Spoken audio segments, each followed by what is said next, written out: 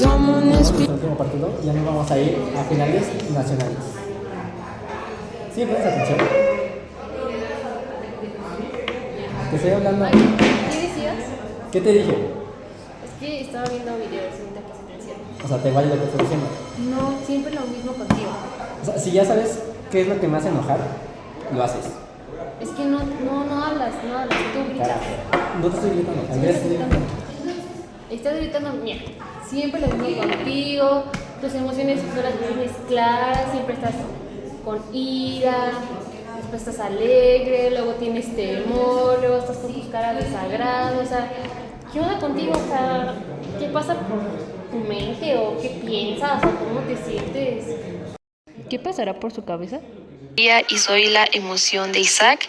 Yo les voy a explicar cómo es realmente mi emoción, cómo me expreso en el entorno que estoy, cómo me relaciono con las personas y el ambiente.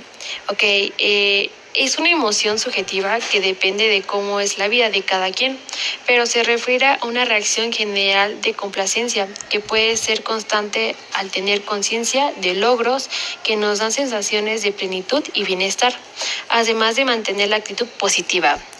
Yo les voy a explicar un poco más de dónde me localizo y cómo se da esta emoción. Cuando estamos alegres, nuestra frecuencia cardíaca y nuestra respiración se acelera, se activa el sistema circulatorio y nuestro estado de ánimo mejora. Al nivel cerebral, el lóbulo frontal monitorea nuestro estado emocional y el tálamo ejecuta las respuestas emocionales. Bueno, el canal principal de expresión de esta emoción suele ser los gestos faciales, los producidos con los ojos y labios, los que resultan en una sonrisa alegre, risueña, etc. Según el nivel de alegría, esta sonrisa puede llegar a la carcajada, acompañándose de sonidos y divertidos cambios posturales. Ahora hablemos sobre la tristeza. La tristeza es una señal de advertencia que indica que algo no está bien en una situación. Es una emoción para algunos desagradable, pero también es una emoción normal y saludable. La tristeza es una respuesta natural ante la pérdida, la desilusión o el fracaso. Se va a convertir en un problema cuando no se maneja de manera adecuada y persiste por un periodo prolongado, lo que puede llevar a la depresión o a un estado de desesperanza.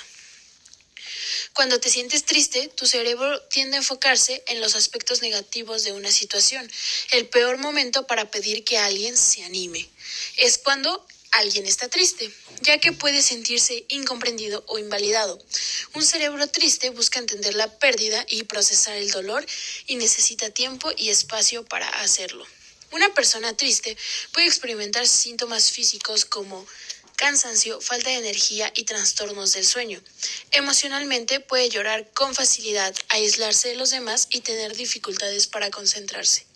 Su conducta puede incluir una pérdida de interés en actividades que antes disfrutaba, dificultad para tomar decisiones y una tendencia a reflexionar sobre los pensamientos negativos o desesperanza. En las bases neurobiológicas de la tristeza encontramos que la tristeza está asociada con la disminución de la actividad en el sistema de recompensa del cerebro, especialmente en áreas como el núcleo accumbens y el circuito mesolímbico, que están relacionados con la liberación de dopamina. La amígdala, una estructura cerebral involucrada en la regulación de las emociones, juega un papel crucial en la experiencia de la tristeza, ya que está vinculada a la percepción del dolor emocional y a la evaluación de estímulos amenazantes o negativos. Regulación neuroquímica. La serotonina es un neurotransmisor que se encuentra en niveles más bajos durante los estados de tristeza. Esta disminución se ha relacionado con síntomas depresivos como la falta de interés o placer en actividades cotidianas. El cortisol, conocido como la hormona del estrés, se eleva en situaciones de tristeza prolongada, lo que puede tener efectos nocivos sobre el cuerpo, incluyendo la supresión del sistema inmunológico y la alteración de patrones de sueño y alimentación. La noradrenalina, aunque generalmente asociada con la respuesta al estrés, también juega un papel en la tristeza, contribuyendo a la sensación de fatiga y falta de energía. Impacto en el comportamiento. La tristeza puede llevar a una hipoactividad en el córtex prefrontal, lo que se traduce en una reducción en la capacidad de tomar decisiones, planificar y regular comportamientos. Esto puede hacer que una persona se sienta abrumada por pensamientos negativos recurrentes y experimente dificultades para encontrar soluciones a sus problemas. A nivel comportamental, la tristeza puede manifestarse en conductas de aislamiento social, llanto frecuente y una disminución general en la interacción con el entorno, lo que puede perpetuar un ciclo de inactividad y empeoramiento del estado emocional. La tristeza no es solo una experiencia emocional, sino también un fenómeno profundamente influenciado por la actividad neurobiológica, que impacta tanto en el cuerpo como en la mente. Bien, ahora hablaremos de la emoción del miedo. Primero que nada, comenzaremos describiendo qué es el miedo. El miedo es una emoción que sirve para la expresión de comportamientos defensivos en situaciones de peligro.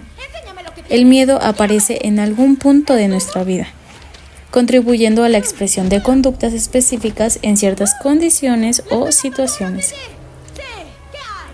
Respecto a las estructuras neuroanatómicas, se ha encontrado la intervención de la amígdala y el hipotálamo, así como un gran conjunto de moléculas distintas como neurotransmisores y sus receptores.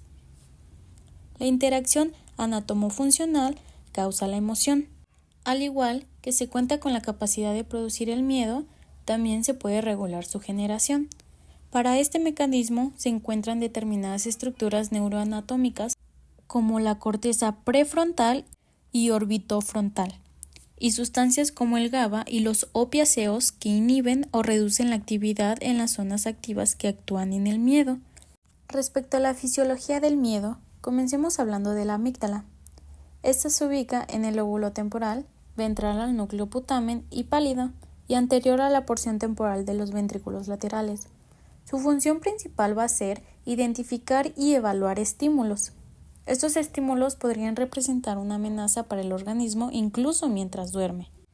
La amígdala controla la respuesta al miedo con ayuda de células llamadas masas de células intercaladas, ubicadas entre varios núcleos. Estas células reciben señales de la corteza prefrontal y ayudan a frenar la actividad del núcleo central de la amígdala, deteniendo así la respuesta de miedo. Esta regulación es clave para manejar el miedo. Otra estructura importante en el cerebro es el tallo cerebral. Este actúa como una estación final para las señales motoras antes de que lleguen a los músculos. Un núcleo importante en la respuesta al miedo es la sustancia gris periacueductal. Otra estructura importante es el cerebelo. Este controla los movimientos precisos relacionados con el miedo, tanto los innatos como los aprendidos. Antes de que las señales motoras lleguen a los músculos, deben pasar por el cerebelo. Este tiene conexiones indirectas con el sistema límbico, incluyendo la amígdala, a través de vías que afectan áreas del cerebro involucradas en la respuesta emocional y motora. La ira es una señal de advertencia que avisa cuando algo anda mal en una situación. La ira es una emoción desagradable, pero también es una emoción normal y saludable. Es una respuesta natural ante amenazas percibidas. La ira se convierte en problema cuando no se controla de forma saludable. Cuando nos enfadamos, el cerebro libera neuroquímicos que provocan cambios en el sistema nervioso autónomo y endocrino, como es la noradrenalina, una hormona que aumenta la presión arterial y el ritmo cardíaco, lo que lleva a una mayor actividad física y emocional. La dopamina, un neuroquímico que causa sensaciones placenteras y relajación, también nos impulsa a ser competitivos y a crear un mecanismo de defensa ante un peligro. La ira se ve reflejada cuando una persona llega a desarrollar dolores de cabeza, aceleración de respiración, aumento de las pulsaciones cardíacas.